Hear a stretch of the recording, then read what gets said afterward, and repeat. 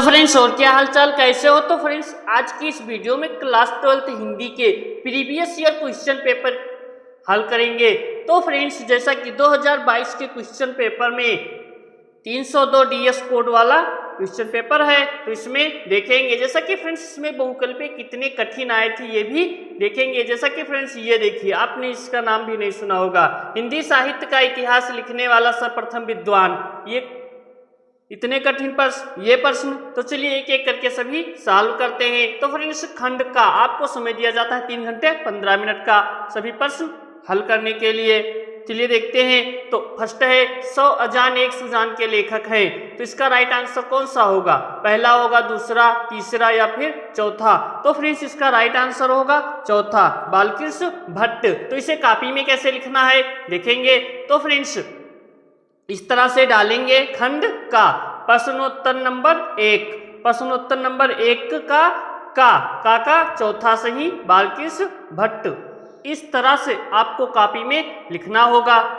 Next प्रश्न, next है राष्ट्र का स्वरूप निबंध के लेखक हैं। पहला है डॉक्टर वासुदेव शरण अग्रवाल, दूसरा है आचार्य रामचंद्र शुक्ल, तीसरा है पंडित दीनदयाल उपाध्याय, चौथा है डॉक्टर हजारी प्रसाद द्विवेदी। तो फ्रेंड्स राष्ट्र का स्वरूप निबंध के लेखक हैं डॉक्टर वासुदेव शरण अग्रवाल। तो इसका राइट आंसर इस तरह से लिखना है। प्रश्नोत्तर नंबर 1 का पहला का ख नंबर लिखेंगे डॉक्टर वासुदेव शरण अग्रवाल, इस तरह से लिखना होगा।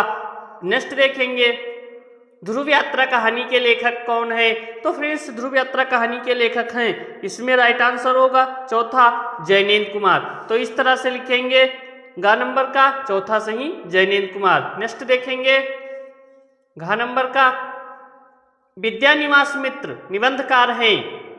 तो ललित निबंधों के, विचारात्मक निबंधों के, मनोवैज्ञानिक निबंधों के, भावनात्मक निबंधों के। तो राइट आंसर होगा पहला वाला ललित निबंधों के। तो इसे कैसे लिखना है कॉपी में, घ नंबर का पहला सही ललित निबंधों के। नेक्स्ट है भाषा और आधुनिकता के निबंध के लेखक हैं। तो पहला है वासुदेव शरण अग्रवाल, दूसरा है डॉक्टर एपीजे अब्दुल कलाम, तीसरा है प्रोफेसर जी सुंदर रेड्डी, चौथा है डॉक्टर हजारी प्रसाद द्विवेदी। तो इसे लिखेंगे, जो तीसरा सही है प्रोफेसर जी सुंदर रेड्डी, तो लिखेंगे अड़ा का तीसरा प्रोफेसर जी सुंदर रेड्डी। अगर ये आपके 5 सही हैं तो आपको पहला के का खंड में जो पहला है खंड का पहला का 5 नंबर दिया जाएगा। नेक्स्ट देखेंगे प्रश्नोत्तर नंबर 2 का, यहाँ से प्रारंभ होता है हिंदी साहित्य का इतिहास लिखने वाला सर्वप्रथम विद्वान। तो फ्रेंड्स इसमें आप कंफ्यूज जरूर होंगे, तो राइट आंसर होगा चौथा वाला आचार्य रामचंद्र शुक्ल। तो इस तरह से लिखेंगे का नंबर का चौथा सही आचार्य रामचंद्र शुक्ल। नेक्स्ट देखेंगे ख नंबर मलिक मोहम्मद जायसी को किस धारा का कवि माना गया है। तो इसका राइट आंसर होगा कौन सा होगा, तीसरा वाला सूफी काव्य धारा। तो इस तरह से लिखेंगे ख नंबर का तीसरा सही सूफी काव्य धारा। नेक्स्ट है रीत काल को श्रृंगार काल नाम दिया है, किसने दिया है। तो फ्रेंड्स इसका राइट आंसर होगा तीसरा तीसरा कौन सा है, विश्वनाथ प्रसाद मिश्र ने। तो इस तरह से लिखेंगे गा का तीसरा सही विश्वनाथ प्रसाद मिश्र ने। नेक्स्ट देखेंगे, नेक्स्ट है घ नंबर लहर के रचनाकार हैं जयशंकर प्रसाद। तो घ नंबर दूसरा सही जयशंकर प्रसाद। अड़ा नंबर का दूसरा सही सच्चिदानंद हीरानंद वात्स्ययज्ञ, ये हिरोशिमा कविता के रचनाकार हैं, दूसरा सही सच्चिदानंद हीरानंद वात्स्ययज्ञ।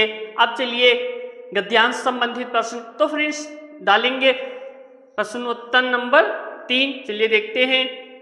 तो फ्रेंड डालेंगे प्रश्नोत्तर नंबर 3। सबसे पहले इस गद्यांश को अच्छे से पढ़ेंगे, फिर इसी में से छांटकर आंसर लिखना होता है। आपको प्रश्न दिया गया है इसी गद्यांश से संबंधित, तो इस तरह से लिखेंगे। तो जन का प्रवाह का आशय है, जन का प्रवाह का आशय, इस तरह से डालेंगे हेडिंग और लिख देंगे। पृथ्वी के लोगों का रहन सहन उनका राष्ट्र के प्रति लगाव होता है, सिंपल। नेक्स्ट दूसरा राष्ट्र निवासी जन किसके समान आगे बढ़ने के लिए अजर अमर हैं। तो इस तरह से लिखेंगे राष्ट्र निवासी जन नई उठती लहरों के आगे बढ़ने के लिए अजर अमर है, इस तरह से लिख देंगे। तीसरा प्रश्न, तीसरा है उत्थान के घाटों का निर्माण कैसे होगा? तो फ्रेंड्स कर्म और श्रम के द्वारा उत्थान के अनेक घाटों का निर्माण होगा। नेक्स्ट है रेखांकित अंश की व्याख्या। तो रेखांकित अंश जितने इसमें लाइन खींचे होते हैं उसी का व्याख्या करना होता है। जब तक सूर्य की रश्मियां नित्य प्रातः काल भुवन को अमृत से भर देती है तब तक राष्ट्रीय जन का जीवन भी अमर है। तो इस तरह से डालेंगे और लिख लेंगे। रेखांकित अंश की व्याख्या हेडिंग डालेंगे और इसकी व्याख्या करेंगे। लेखक कहते हैं कि जब तक सूर्य की किरणें रोज सुबह संसार को अमृत से भरता रहेगा तब तक राष्ट्र लोगों का जीवन रहेगा। सिंपल। चलिए नेक्स्ट देखेंगे। तो फ्रेंड्स नेक्स्ट आता है पद्यांश का, जैसा कि फ्रेंड दुर्बलता का ही चिन्ह विशेष शब्द है। पर अबला जन के लिए कौन सा पथ है? इसका रेखांकित अंश की व्याख्या और पाठ का नाम और कवि का नाम लिखना होता है। तो चलिए इसके सही हर एक क्वेश्चन को सॉल्व कर। तो फ्रेंड्स लिखेंगे प्रश्नोत्तर नंबर 4, दुर्बलता का ही डॉट डॉट डॉट हृदय थपकाती है, इस तरह लिखेंगे। तो फर्स्ट लिखेंगे पाठ का नाम कैकेयी के अनुताप, कवि का नाम मैथिलीशरण गुप्त, रेखांकित अंश की व्याख्या कर देंगे और तीसरा प्रश्न लिखेंगे। चलिए नेक्स्ट देखते हैं। तो फ्रेंड्स नेक्स्ट में था चौथा और पांचवा प्रश्न। चलिए इसका आंसर देखते हैं। तो फ्रेंड चौथा और पांचवा प्रश्न लिखेंगे यह कथन कैकेयी के राम के प्रति, और ये वाला प्रश्न नीरो सभा में दुख की स्थिति थी। तो मिलते हैं नेक्स्ट वीडियो में, तब तक के लिए बहुत बहुत धन्यवाद फ्रेंड्स।